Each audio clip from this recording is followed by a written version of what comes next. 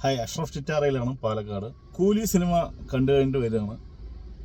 ഞാനൊരു റിവ്യൂ ആയിട്ടൊന്ന് പറയുന്നതല്ല, വളരെ ഒരു സാധാരണക്കാരൻ്റെ രീതിയിൽ പടത്തെക്കുറിച്ചുള്ള അഭിപ്രായം പറയാൻ വേണ്ടി വന്നതാണ്. വളരെ അധികം ഹൈപ്പിൽ എല്ലാവരും വെയിറ്റ് ചെയ്ത്, ലോകം മുഴുവൻ വെയിറ്റ് ചെയ്ത് കണ്ട പടം, കാണാൻ കാത്തിരുന്ന പടം, ഒപ്പം തന്നെ ഞാനും അതിനൊപ്പം കാണാൻ ആഗ്രഹിച്ച സിനിമയാണ്. പൊതുവെ ഇന്നത്തെ ഈ ഒരു കാലഘട്ടത്തിൽ സിനിമനെ കുറിച്ച് ഹൈപ്പ് ഒരുപാട് കിട്ടിക്കഴിഞ്ഞാൽ ആ സിനിമ ഫ്ലോപ്പ് ആകാനുള്ള സാധ്യത കൂടുതലാണ്. പക്ഷെ എന്നിരുന്നാലും ലോകേഷ് കനകരാജിൻ്റെ രജനീകാന്തിൻ്റെ ഒരു കോംബോ, അതായത് കമലഹാസനെ വെച്ച് വിക്രം ചെയ്ത ഒരു പ്രതീക്ഷ, രണ്ടാമത് രജനീകാന്തിൻ്റെ കൂടെ നാഗാർജുന, അതുപോലെ തന്നെ വേറൊരു തെലുങ്ക് നടൻ, പിന്നെ അതിൻ്റെ പേരറിയില്ല, ഞാൻ ആദ്യമായിട്ടാണ് അങ്ങനെ കാണുന്നത് ഈ പടത്തിൽ. പിന്നെ സത്യരാജ്, അതുപോലെ തന്നെ അമീർ ഖാൻ. ഇത്രയും പ്രതീക്ഷകളും അവരുടെ അഭിമുഖങ്ങളിലും ഓഡിയോ ലോഞ്ചിലും വന്ന ആ ഒരു സംഭാഷണങ്ങളിൽ കിട്ടിയ അമിതമായ പ്രതീക്ഷയാണ് ഈ പടം കാണാൻ പ്രേരിപ്പിച്ചത്. ആദ്യത്തെ ഷോ കഴിഞ്ഞ് രണ്ടാമത്തെ ഷോ 7:45 ഷോ കഴിഞ്ഞിട്ടാണ് ഞാൻ ഈ പടം കണ്ടത്. എൻ്റെ അഭിപ്രായമാണ്, എൻ്റെ മാത്രമാണ്. ഇതൊരിക്കലും പടം അങ്ങനെയെന്നല്ല പറയുന്നത്. ഈ പടം ആവറേജാണ്. നമ്മൾ അത്രത്തോളം ഹൈപ്പ് കൊടുത്ത് നമ്മൾ അത്രയും പ്രതീക്ഷ ചാടി മറിഞ്ഞ് ഫാക്ടർ കിട്ടാൻ വേണ്ടി കാത്തിരുന്ന പടം അല്ല കൂലി. കൂലി ഒരു സാധാരണ പടമാണ്.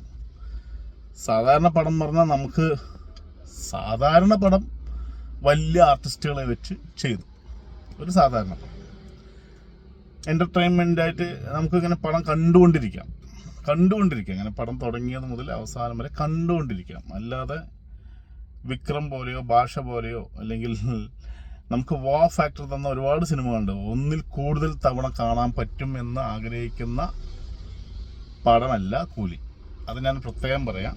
എനിക്ക് ഇനി രണ്ടാമത് ആ പടം കാണണമെന്ന് എനിക്കൊരു ഒരു ഒരു ഒരു താല്പര്യമില്ല. പക്ഷേ ഞാൻ കൊടുത്ത പൈസയ്ക്കുള്ള വർത്ത് ഉണ്ട്. പക്ഷേ നമ്മൾ പറയാമല്ലോ, 150 രൂപ കൊടുത്ത് നമ്മളൊരു കന്നി പ്രതീക്ഷിച്ച് പോയി ബിരിയാണി കിട്ടിയെന്ന് പറയില്ല. അങ്ങനെയൊന്നും കിട്ടിയില്ല. നമ്മൾ കൊടുത്ത പൈസയ്ക്കുള്ളത് കിട്ടി, അത്ര തന്നെ. അതിൽ കൂടുതലൊന്നും കിട്ടി. പിന്നെ കല്ലുകടിയായിട്ട് എനിക്ക് തോന്നിയത് അമീർ ഖാനൊക്കെ പ്ലേസ് ചെയ്തിരിക്കുന്നത് വെറും ബിസിനസ്സിന് വേണ്ടി മാത്രമാണ്. അതിൽ എനിക്ക് കുറച്ചുകൂടി ബെറ്റർ വില്ലനായിട്ട് തോന്നിയത് നാഗാർജുനയേക്കാൾ സൗബിനാണ് അതിൽ സൂപ്പറായിട്ടുള്ളത്. രജനീകാന്തിന് വേണ്ടി കുറച്ച് സ്റ്റൈലൊക്കെ ആഡ് ചെയ്തിട്ടുണ്ടെങ്കിൽ പോലും ലോകേഷ് കനകരാജ് രജനീകാന്തിന് ഇതിലും കൂടുതൽ ഔട്ട്പുട്ട് എടുക്കാൻ പറ്റിയ ഒരുപാട്. അപ്പോൾ കമലഹാസന് കൊടുത്ത ഫാൻ ബോയ് എന്ന് പറയണമെങ്കിൽ അത് കമലഹാസൻ്റെ ഫാൻ ബോയ് ആണെന്ന് ലോകേഷ് തെളിയിച്ചു. കാരണം കമലഹാസൻ്റെ ഫാൻ ബോയ് കമലഹാസന് കൊടുത്ത ആ ഒരു ട്രീറ്റ് രജനീകാന്തിന് കൊടുത്തിട്ടില്ല. അതാണ് എനിക്ക് തോന്നിയത്. നിങ്ങളുടെ അഭിപ്രായങ്ങൾ നിങ്ങൾക്ക് പറയാം. ഇനിയിപ്പോൾ എനിക്ക് എന്തുകൊണ്ടാണ് അങ്ങനെ തോന്നിയതെന്നുള്ളത് എൻ്റെ മാത്രം കാര്യമാണ്. അപ്പം ഞാനിതൊരു റിവ്യൂ ആയിട്ട് പറയുന്നതല്ല, ഇതാണ് എനിക്ക് ഫീൽ ചെയ്തത്. പക്ഷെ എൻ്റെ പ്രതീക്ഷയ്ക്കൊത്ത് ഈ സിനിമ വന്നില്ല. ബാക്കി നിങ്ങൾ കണ്ടിട്ട് പറയുക. ഓക്കെ, ഇതെൻ്റെ ആദ്യത്തെ മനസ്സറിഞ്ഞുള്ളൊരു റിവ്യൂ ആണ്. ഇനി തുടർന്ന് ഇതുപോലുള്ള സിനിമകളൊക്കെ വരികയാണെങ്കിൽ റിവ്യൂ പറയാം. ഓക്കെ, അഷ്റഫ് ചിറ്റാറയിൽ, പാലക്കാട്.